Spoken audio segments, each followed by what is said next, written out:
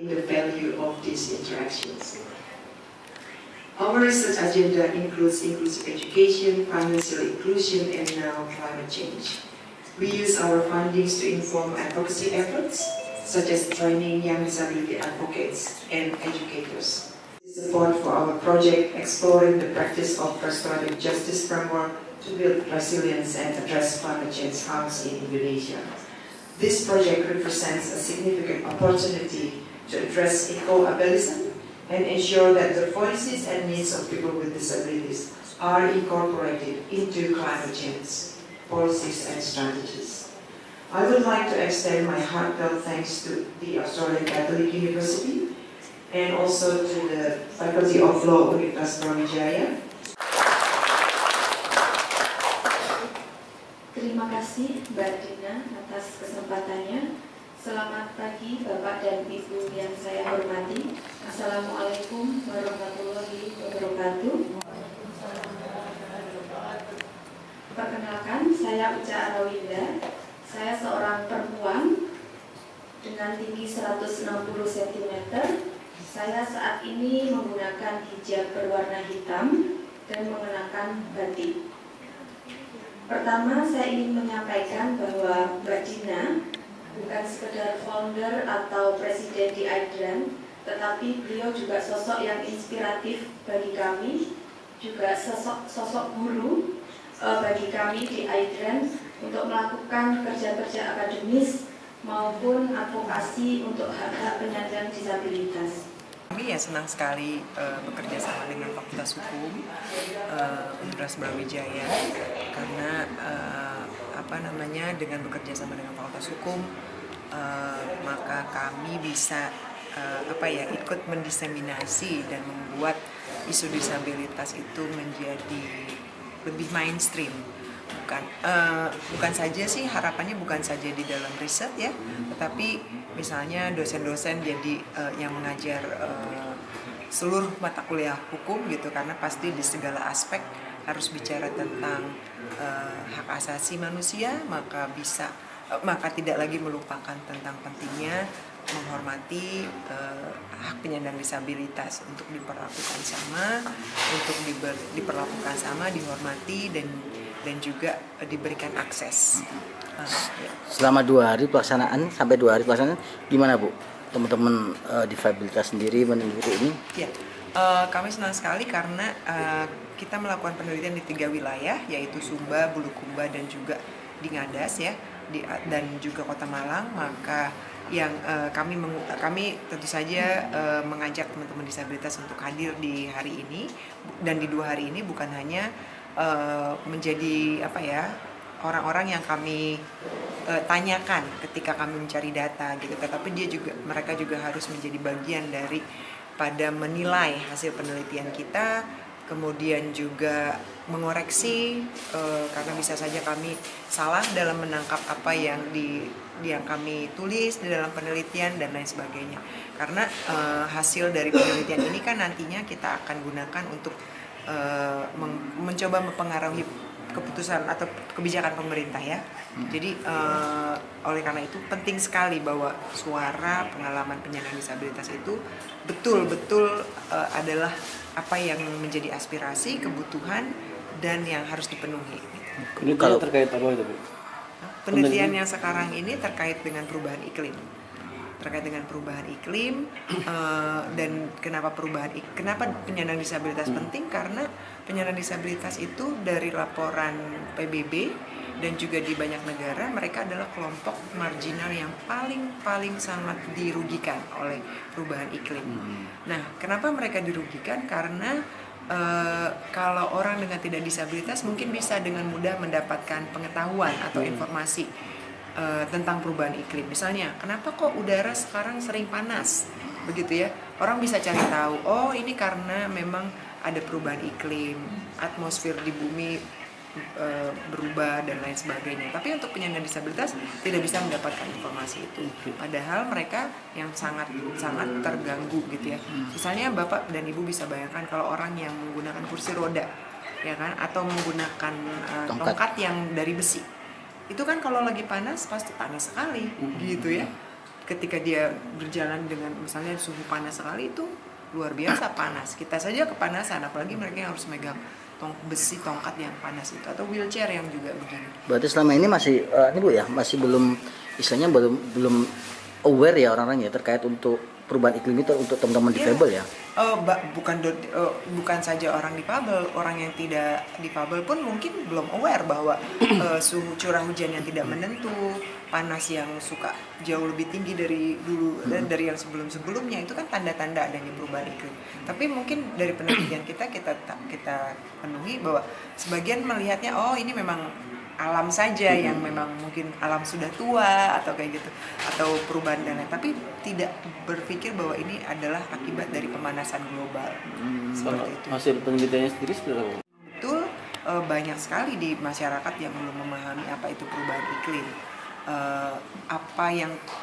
Tanda-tanda yang terjadi ini sebenarnya adalah tanda-tanda perubahan iklim. Itu belum diketahui, dan kata perubahan iklim sendiri juga hal yang baru begitu ya. Yang dipahami oleh masyarakat adalah oh dunia sedang berubah, mungkin seperti itu. Dan kalau orang yang tidak disabilitas misalnya tidak tuli misalnya atau tidak netra, mereka bisa mencari informasi. Tapi kalau untuk orang-orang tuli dan orang netra, dari mana informasi itu akan mereka peroleh? In this project, but I think more important than that in some respects is to come here and interact with colleagues, Indonesian colleagues here. And one of the things that I'm very impressed with is the sheer number of participants, of stakeholders in this project. I'm here with my colleague, Professor Joy Parkinson, who's the Associate Dean of Research in my faculty, and we're here, as I say, to interact with Indonesian colleagues, but also to support our researchers. I think the values of the project, some of these have already been mentioned, around inclusion, justice and respect.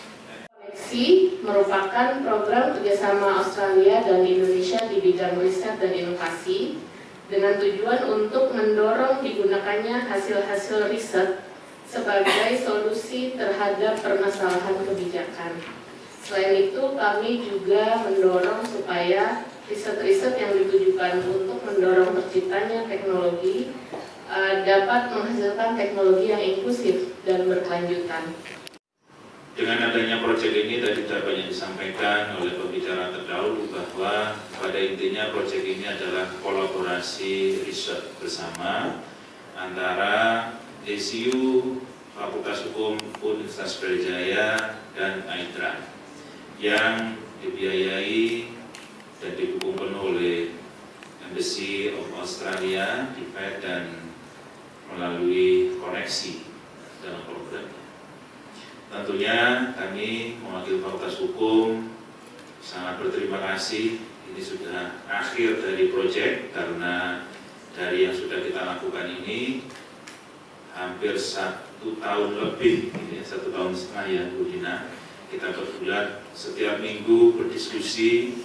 Bagi saya sendiri ini kursus bahasa Inggris gratis karena selalu diskusi dalam bahasa Inggris. Mark sebagai dosen saya yang awalnya Mark itu sulit mengungkapkan nama Malang, namanya Maling. Mark Maling. Padahal Maling itu thief kalau di sini, pencuri. Jadi saya Mark kalau sudah 3 kali di sini harus betul menyampaikan Malang, Malang. Terima kasih, kami saling belajar bahasa khususnya, kemudian juga saling transfer pengetahuan soal metodologi. Di sini kami dikenalkan dengan JETSI. Ada Gender, Equality, Disability, and Inclusion, Social Inclusion. Itu metode baru yang kami juga serap. Kemudian juga metode statistik di dalam penelitian sosial. Nah, ini juga dikenalkan oleh ACU, itu menjadi hal yang sangat baru bagi kami. Proyek kita dinominasikan dalam anugerah kerjasama Deep Respect Dikti tahun 2024. Ya. Tapi belum diumumkan pemenangnya. Ya, intinya kita sudah mendapat atensi, gitu, perkara hasil kita kan berproses, gitu ya. Perkara hasil itu masalahnya. Semoga lah, tanggal 7 September kemarin proses sudah di close untuk yang nominatornya. Kita sekarang G2G antara pemerintah Australia dan pemerintah Indonesia. Pemerintah Australia melalui Kementerian Luar Negeri dan Perdagangannya. Pemerintah Indonesia ada 3 lembaga dari Bappenas, BRIN, sama Kementerian Pendidikan dan Kebudayaan. Nah, melalui koneksi namanya, jadi konsorsiumnya namanya koneksi, mereka mengundang proposal dalam rangka tema yang diusung adalah resilience global warming. Jadi untuk menghadapi pemanasan global. Nah, karena kita dari sisi hukumnya dalam rangka menghadapi pemanasan global itu kami mengambil tema bersama Fakultas Hukum dan Ekonomi ACU, yakni restoratif justice. Kita mengembangkan keadilan restorasi yang di situ keadilannya kita titik beratkan pada 3. Satu adalah perempuan, kemudian yang kedua disabilitas, dan yang ketiga adalah masyarakat adat. Sehingga bagaimana mereka bisa mendapatkan keadilan akibat dampak perubahan iklim ini, nah itu kita gali kepada mereka. Misalnya begini, bagi kelompok disabilitas, ya, akses mereka itu dengan adanya pemanasan global ini semakin terbatas. Nah, sehingga dalam perencanaan pembangunan musrenbang seharusnya mereka didengar agar aksesnya itu lebih baik lagi untuk memberikan keadilan bagi mereka. Ya, misalnya karena pemanasan ini mereka sulit beraktivitas di luar, bagaimana cara menghadapi itu? Kalau tidak bisa masuk ke musrenbang, ya tentunya tidak akan pernah dipikirkan oleh negara. Salah satunya begitu pula perempuan dan masyarakat adat. Khusus di Jawa Timur kita ambil Tengger, ternyata banyak sekali akibat pemanasan global ini dampaknya bagi masyarakat adat, khususnya ke aspek pertaniannya. Nah, bagaimana mereka bisa resilience terhadap pemanasan global itu? Kemarin temuan kami adalah mereka harus diikutkan dalam perencanaan pembangunan sehingga keluhan mereka soal masa tanam, soal hama, kemudian juga soal curah hujan yang sangat deras sehingga merusak tanamannya, itu bisa dimitigasi oleh pemerintah daerah dengan anggarannya dan oleh pemerintah desa. Nah, ini beberapa keadilan restoratif yang kita ingin wujudkan melalui proyek ini bersama dengan ACU, Australian Catholic University Australia.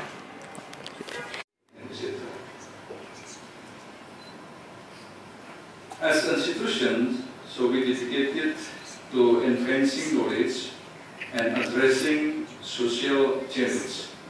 We are committed to contributing to the development of inclusive and sustainable society. We work hard to foster innovative research and interdisciplinary collaboration that address complex social issues, promoting justice and equity for all. And also I do agree with Andrew last time that all activities should have impact. So in university, you still have a 3 pillars for activities. So one is education, the second is research and innovation, and the third is community services. Thank you. I wish you all fruitful and inspiring activities. Thank you very much. Wassalamualaikum warahmatullahi wabarakatuh. Waalaikumsalam.